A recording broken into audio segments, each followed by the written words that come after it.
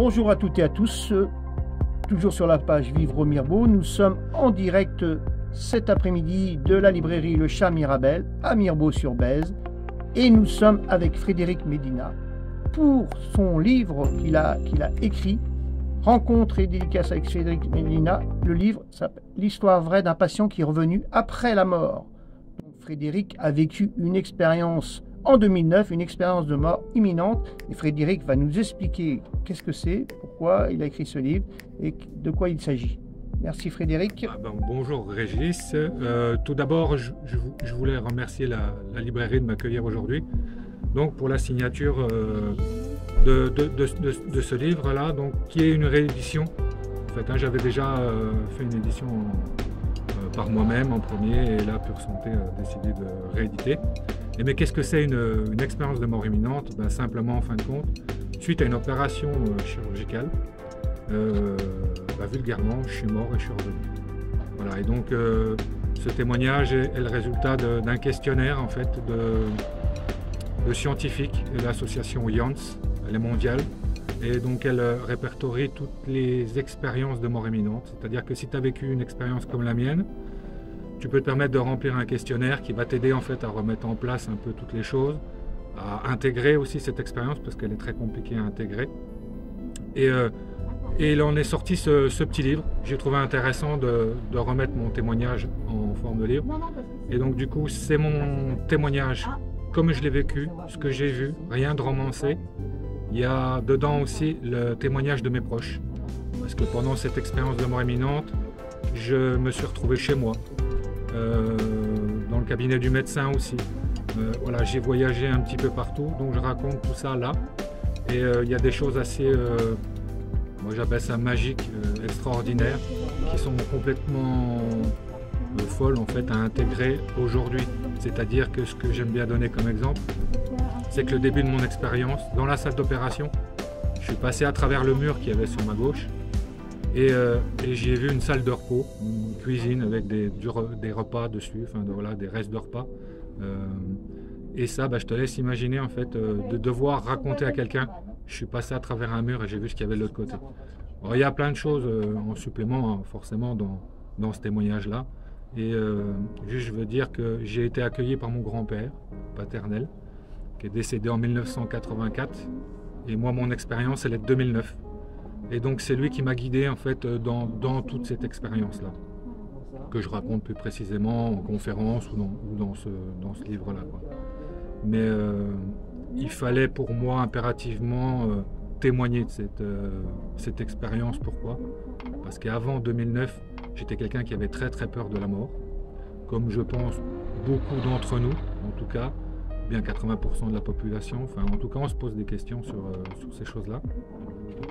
Et moi, cette expérience-là a apaisé en fait en moi cette peur, et j'ai eu envie et besoin de la partager. Donc voilà un petit peu l'histoire de ce livre, sans prétention en fait. C'est vraiment un témoignage et une manière de transmettre voilà, ce que j'ai vécu le plus simplement possible. Voilà, s'il y a d'autres... oui. Donc Frédéric, j'ai eu le plaisir d'aller dans tes locaux à Fontaine-Française et j'ai vu, ton épouse m'a montré une fresque que tu as peinte, et donc qui relate justement ce voyage. Donc est-ce que tu peux nous dire quelques mots de cette fresque? Les mots ont une importance, mais l'expérience est compliquée à traduire avec des mots, parce qu'on vit des choses qui j'ai jamais vécu jusqu'ici. Donc j'ai pas le vocabulaire en fait pour transmettre tout ça. Et c'est justement Sabine qui me dit: ah, c'est intéressant, comme tu dessines un peu, tu peins, tu devrais faire des images de ton expérience. Et donc cette fresque là en fait c'est un des voyages les plus intéressants pour moi que j'ai fait pendant cette expérience là. C'est que je me suis retrouvé au Mexique, sur la cité de Teotihuacan. Et pourquoi je me suis retrouvé là-bas? C'est que pendant mon expérience, je me suis demandé à un moment donné ou à un autre si le soleil brillait au-dessus des pyramides. Rien que ça. Et j'ai pas eu le temps de réfléchir à plus longtemps, que je me suis retrouvé immédiatement là-bas sur place.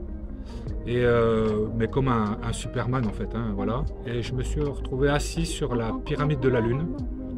Et en observant au sol, j'ai vu une petite fleur jaune avec un papillon blanc. Et Donc j'ai observé ce papillon. À mon arrivée, j'ai dû déplacer de l'air ou je ne sais quoi. Et il s'est envolé. Donc je l'ai suivi du regard. Enfin du regard, j'ai pas vu avec mes yeux, mais voilà. Et je me suis rendu compte avec la tête en l'air que le soleil brillait bien sur la pyramide.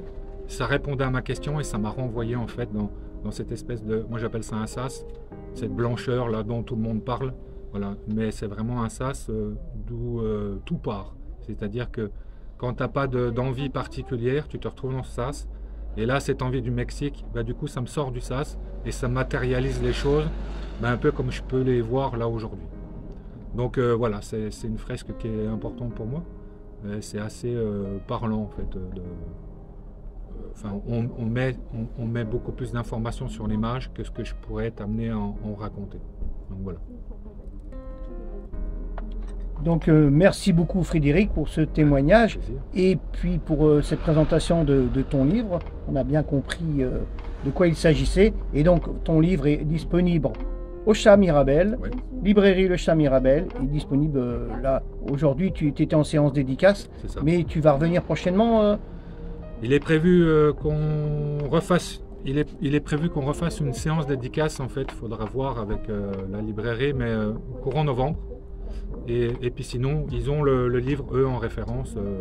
Voilà, si quelqu'un est intéressé, il peut tout à fait venir le chercher ici, il n'y a pas de problème. Mais pour les dédicaces, on refera une séance, parce que ce matin, on a eu beaucoup de monde.